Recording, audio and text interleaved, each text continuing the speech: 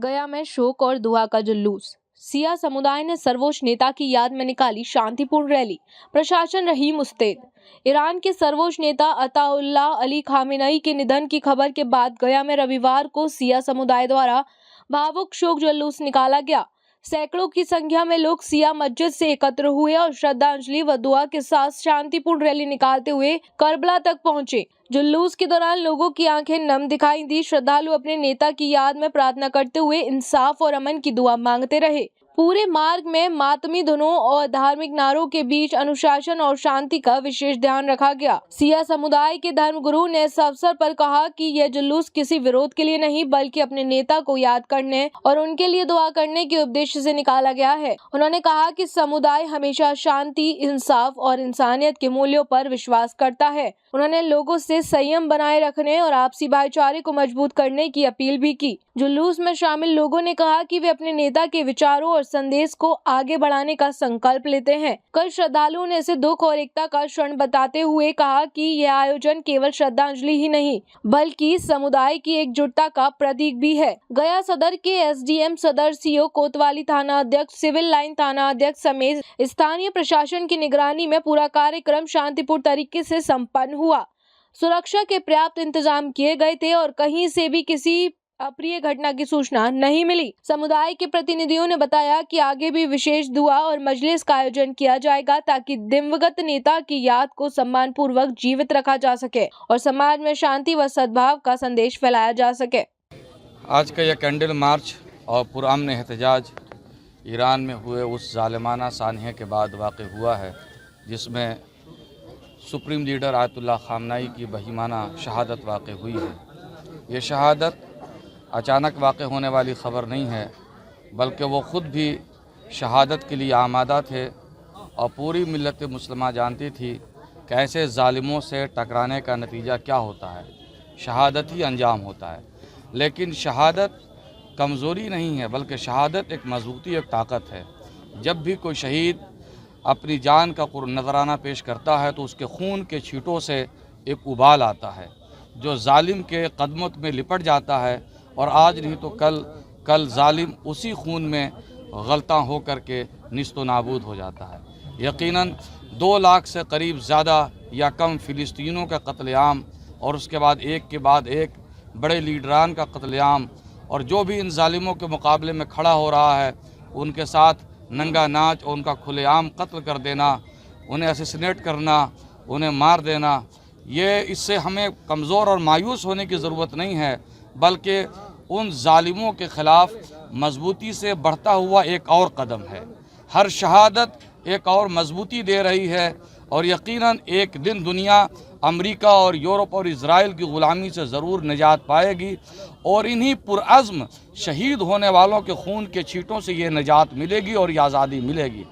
हिंदुस्तान को बिल्कुल इन हालात में सतर्क रहना चाहिए, इसलिए कि हिंदुस्तान ने एक बड़े वक्त तक ग़ुलामी का मज़ा चखा है कि ग़ुलामी क्या होती है और उसके आसार क्या होते हैं। हमने भी बड़े खून के नजराने देकर हिंदुस्तान को आज़ाद किया है, लिहाजा ग़ुलामी और आज़ादी के दरमियान का फ़र्क हमें नहीं भूलना चाहिए और ये जान लेना चाहिए कि जो लोग भी आज़ादी के लिए लड़ रहे हैं, हमने चूँकि आज़ादी को समझा है इसलिए हमें उनका ज़्यादा साथ देना चाहिए बनिस्बत उनके साथ खड़े होने के जो दुनिया को ग़ुलाम बनाने पर लगे हैं। मेरा नाम सैयद तस्लीम रज़ा नकवी है, इमाम जुमा नवादा भी। देखिए,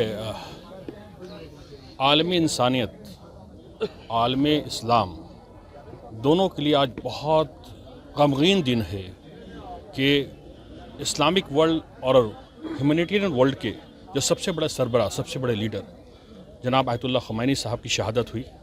ये शहादत हमें करबला ले जाता है जहाँ पर यजीद बातिल के साथ था, हुसैन हक पर थे और हुसैन ने यजीद का बैत नहीं किया, सर कटा दिया लेकिन बैत मंजूर नहीं किया। हमें लगता है वही कहानी आज दोहराई गई है। जुल्म अमेरिका करता है, इज़राइल करता है, जालिम के सामने आयतुल्लाह खामेनेई ने कभी सर नहीं झुकाया।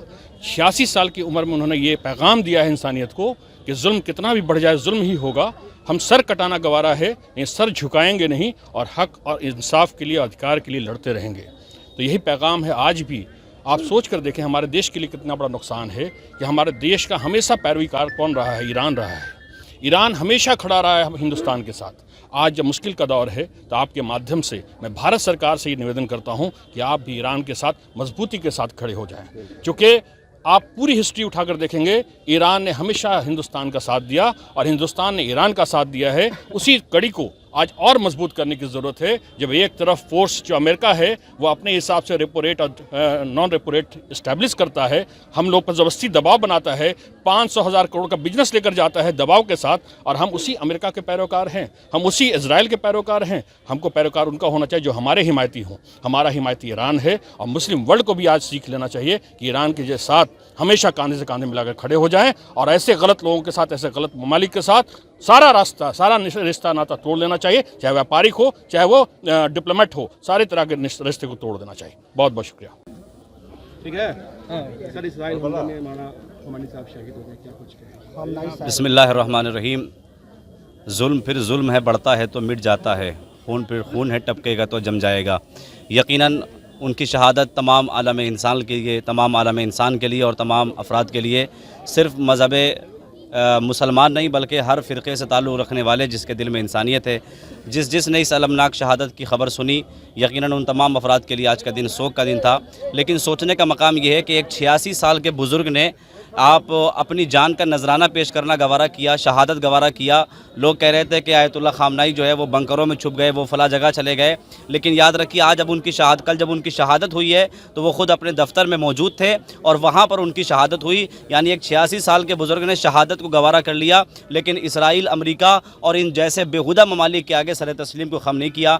ये पैगाम हमें करबला से मिलता है। करबला वालों ने हमें दर्स दिया है कि हम मर तो सकते हैं, हम शहीद तो हो सकते हैं, हमारे जिस्मों से हमारे सर को अलग किया जा सकता है, लेकिन हम बातिल हुक्मरानों के आगे कभी सर झुकाने वाले नहीं हैं। और बकौल एक जुमला आयतुल्ला खामनई का कि अगर हम मर के मिट जाने वाली कौम होते तो हम करबला ही में मिट गए होते। लिहाजा जब करबला में हुसैन इब्न अली जैसी शख्सियत सर कटाने के बाद ज़िंदा रह सकती है तो हम उनके ग़ुलाम हैं, हम उनके पैरोकार हैं। लिहाजा हम उनके नक्श कदम पर चलेंगे। हम कल भी जिंदाबाद थे और हम आज भी जिंदाबाद रहेंगे। क्या नाम है आपका? ज़ीशान हैदर रिजवी। इस खबर पर आपकी क्या राय है? कमेंट बॉक्स में ज़रूर बताएं और हमारे चैनल को सब्सक्राइब ज़रूर करें।